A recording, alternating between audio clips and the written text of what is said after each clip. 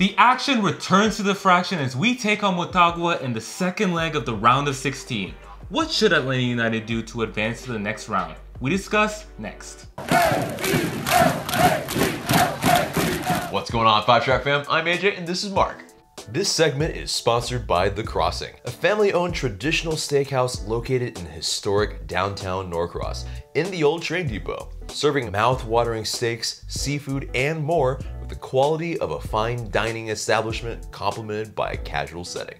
Welcome to the match preview. The decisive leg kicks off on Tuesday, February 25th at 8 p.m. at Fifth Third Bank Stadium. And of course, yeah, FC Motagua, we drew with them 1-1. We got that very crucial away goal to really set us up for this second leg that, yeah, we really have many scenarios that put us in a good situation to advance. But of course, if they get maybe a 1-1 draw, we essentially have to maybe go to extra time and maybe penalties if they continues that way. But let's not speak of that. Yeah, hopefully that does not happen. Hopefully we can very cleanly just advance. But getting into FC Motagua, if you were not able to catch the last preview, or if you're just catching on to this this CCL match on this leg, well, FC Motagua is one of the more storied Honduran clubs. They've won 17 professional titles, kind of widely known as maybe the second most successful Honduran side. Yeah, and they're one of the few unrelegated teams in the Honduran First Division. So, since the formation of this current format in 1965. But yes, you know, not getting relegated, it's pretty good. And so in terms of Motagua, their form recently, they have drawn 3 and won 2, and so they're not as maybe in the best form of now, even though right before that they were doing pretty well. But and one of those draws too was against Real de Minas over the weekend. They made 6 changes for that match for obvious reasons. Of course, they're prioritizing Tuesday's leg. You know, they have to travel. You know, so it's a big match for them, of course, and yeah, they clearly have their focus on it. Yeah, and it was a 0-0 draw, so yeah, I mean, it's one of those things where, yeah, the focus definitely did seem like it was for this second leg. And of that that first leg, Motagua, yeah, I think, you know, they were definitely trying to score. They were definitely not, you know, just maybe conceding possession and whatnot. Went down the wings a lot, Yeah, they went down the wings a lot. They had 30 crosses ultimately in leg 1, which is quite a lot, but a lot of them were kind of low quality. So, but I mean, one was pretty good and resulted in a goal. So. Unfortunately, yeah, the Felix Crisanto cross that Roberto Merera, he volleyed into the goal. It was, yeah, a beautiful move for them. Well worked, yeah. But at the end of the day, still, very many of them were very low quality and low percentage. But still, either way, yeah, it's one of those, if they were maybe more incisive through the middle, then maybe we should be more worried. But, you know, 30 crosses is, I think, still generally a lot in terms of like allowing them to be able to get those off. So. But in terms of their kind of scoring form, they've scored 18 goals in their last 9 matches. 2 a game, not bad, not bad. Yeah, and in terms of their away record, they are 3-1-1 in terms of the Clausura. 10 points in their last 5. Now in the league. Pretty good, but in the Apertura, in the most recently concluded Apertura, they only gained 11 points from 9 matches. So, you know, which form will reign out here? Hopefully, you know, hopefully the Apertura form for sure. Hopefully we continue those struggles for them. But obviously that opposition was definitely different than what they will be facing in Atlanta United for sure. But yeah, in terms of, you know, for us, you know, Franco Escobar had a huge match, had 11 recoveries and 4 interceptions on the left side. Playing left back, very, very interesting. You know, will we see that again? Maybe. Possibly. Yeah, it was a very surprise 4-man back line Definitely something that we didn't see very much in the preseason. Right. But I think maybe injury forced as well, because Brooks Lennon maybe would have been part of that back line, but was kind of injured before in the training, kind of in the run up, and so Mo Adams did have to play on the right. Yeah. But he did eventually come on. He did eventually come in. So yeah, he was, as they say, not fit enough to start, but he got playing time, and so will he play this week? It seems that he has not re-aggravated his injury, so hopefully he gets to start this week. We'll see.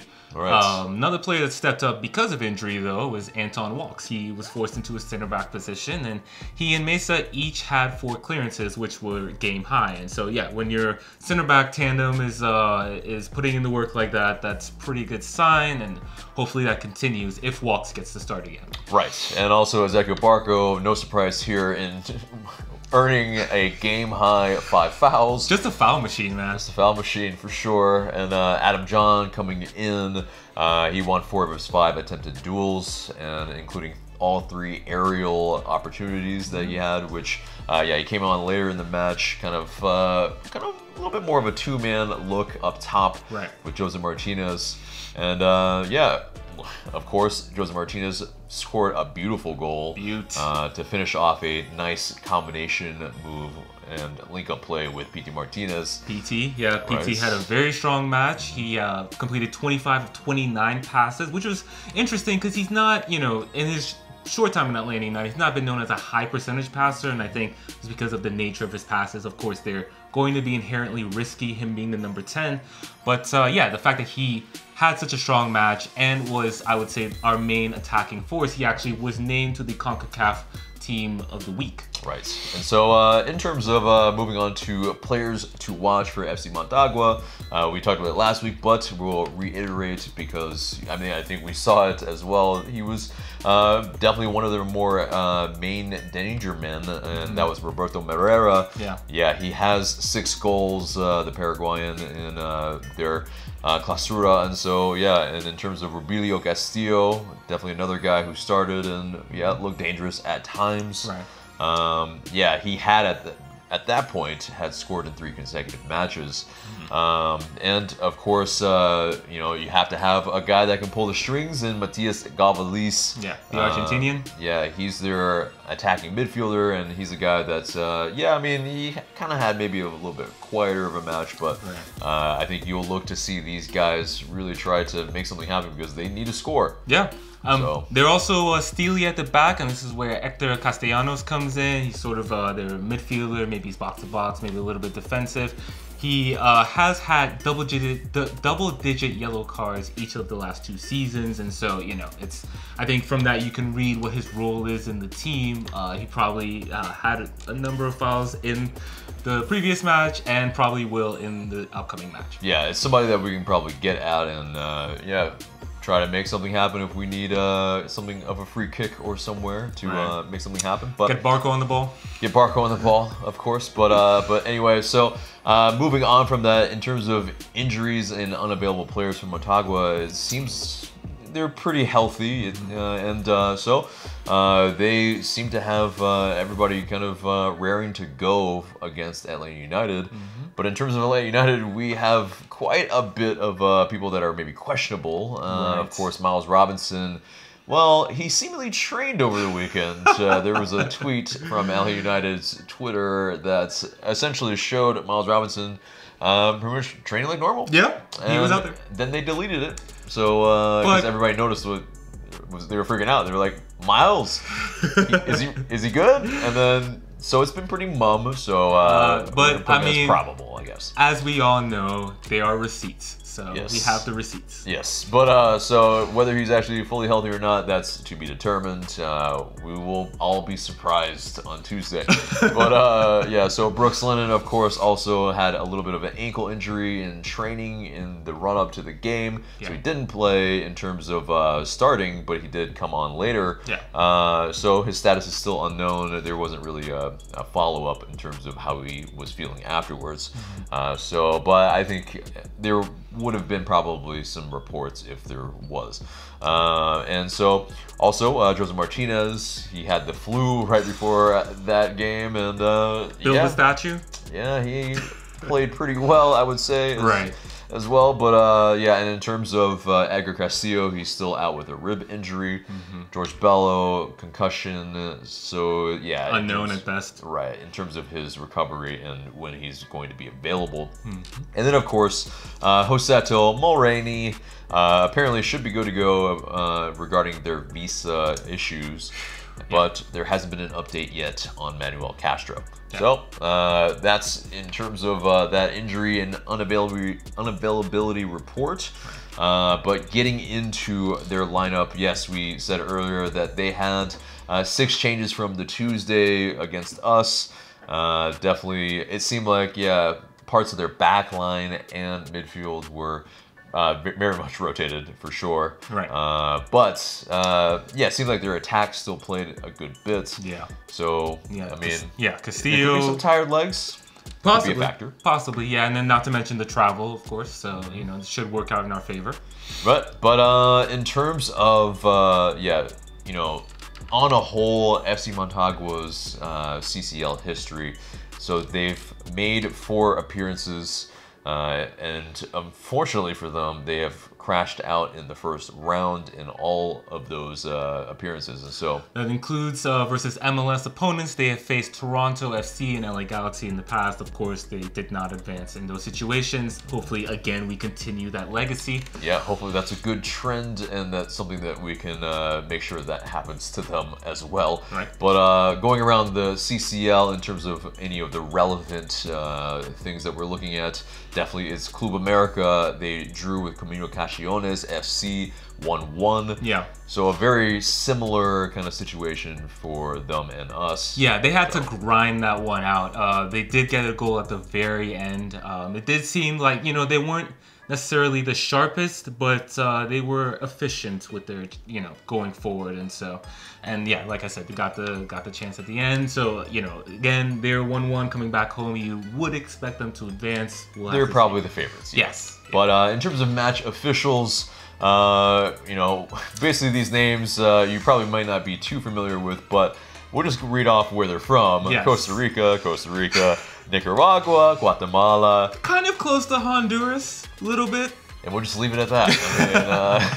I mean, it's peculiar in one sense, but I mean, I guess you can, you know, you only have so many refs to choose from. So, right. But let's get into some of the keys of the game for us. I think definitely being without Miles Robinson again, possibly. Right. You know, if he is or isn't, you know, we'll see on Tuesday. I will be surprised though if he does get the start, because you know, like even if he's healthy, you know, there is match fitness to consider. So. Right. And the combination play between Heinemann, Beatty, Barco, Joseph, and potentially Joseto or whomever else. Yeah. That I think will be very important in how we can really maybe drive through the middle and be incisive. Exactly. And then yeah, running at them, combinations. Of course, we saw the one combination that led to a goal. We also saw some combinations in general that led to chances, and hopefully we're a little better with finishing those chances. Right. But in terms of also avoiding mistakes, that's been something that, well, yeah, I mean, Mo Adams had to pretty much be a makeshift right back, and sure. Yeah, one could argue that you know, his marking wasn't the tightest, nor was it the most aware, and it's not his natural position, so it makes sense. Right. But yeah, if we can avoid those type of mistakes, then I think we have a stronger chance of not conceding to Motagua. Absolutely. And yeah, definitely I think match fitness probably. Yeah, I mean, not just us, but other MLS teams did struggle with this. Some MLS teams like Montreal, Seattle, they had very good starts, then ultimately coughed up the lead. And you could see their opponent kind of grow into the game. I think the same could be said for Motagua. Towards the end, we had to hold on a little bit. Guzan came up with some big saves. Right. And so hopefully we're a little more fit. Like we mentioned before, they did play over the weekend. Some of their players did participate in that match. And so, yeah, I think fitness will be a decisive factor in the outcome of this match. Right. Well, let's get into our predicted 11 and getting through the lines. Sure. It's obviously Guzan between the sticks. Shout out to Guzan for making what should be his 100th appearance. Right, and that should be for Atlanta United. Yeah, and I think he will be the 5th most in terms of appearances for the club in terms of our players. And some of those other players are gone now, so pretty soon he will be the number 1. Yeah, very close, or probably will be. Yeah, and so in terms of the formation, I think we both have a 4-3-3. Yep. In terms of the back line, I think we're very similar or exactly the same. So let's go through them together. Yes. So at right back we have Brooks Lennon coming in. Again, we mentioned Mo Adams, that was a makeshift option, and we think it was because that Brooks Lennon picked up that injury. So assuming that nothing further has happened with that injury and he trained all week, he should get the start at right back. Central defensive pairing of Walks and Mesa once again.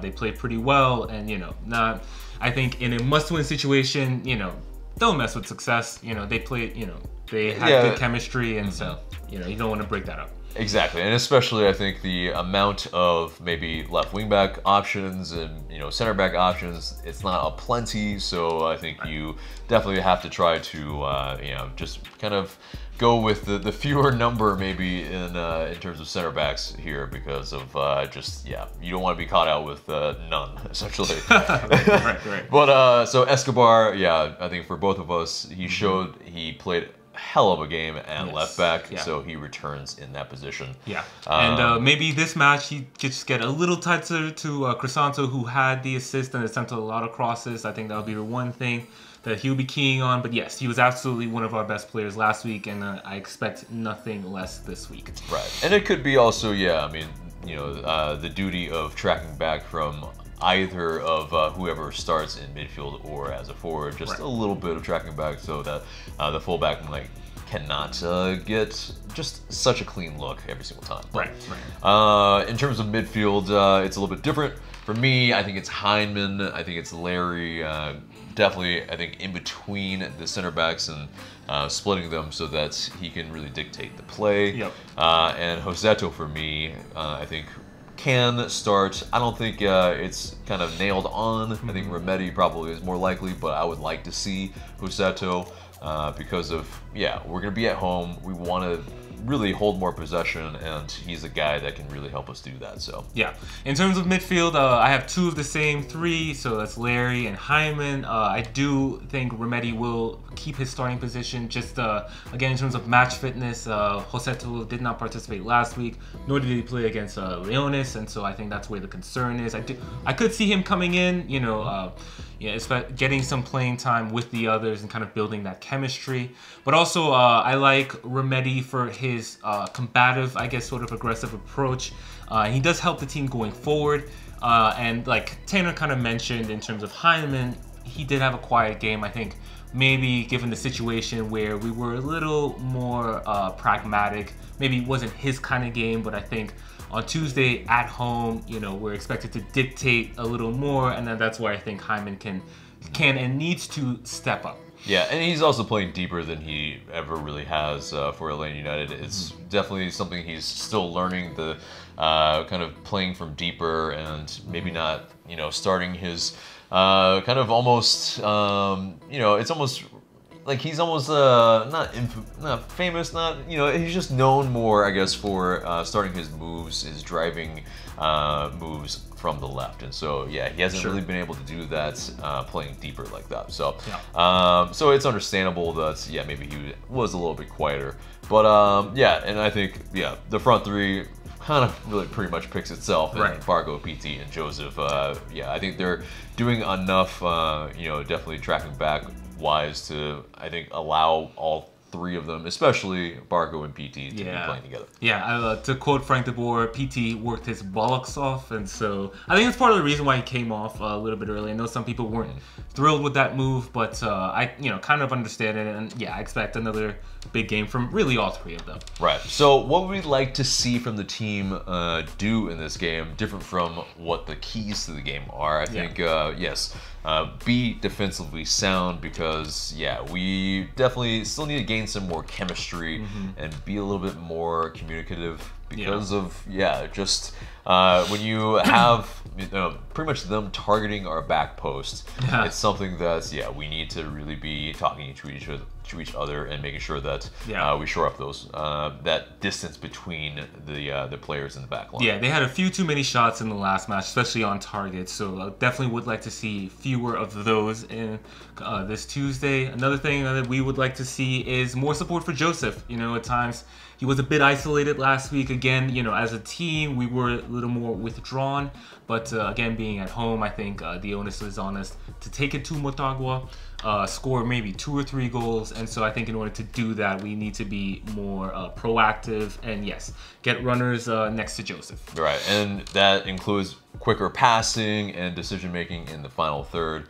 And so that pretty much gets us to our match prediction and our score prediction, rather.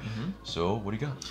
Well, you know me, I'm typically bullish, but I see a 3-0 from us. I do think we clean up defensively a little bit. I got the King, El Rey, with a brace, and I think Petey opens his account in this one. So, I thought 3-0, put it to bed. Yeah, you hear the sirens. We won't be at the bends, but I think there will be some sirens for us as well. I think it'll be 2-0, and we will definitely go through and advance with this and his scoreline for sure. But that pretty much does it for the match preview. Let us know your score predictions in the comments below.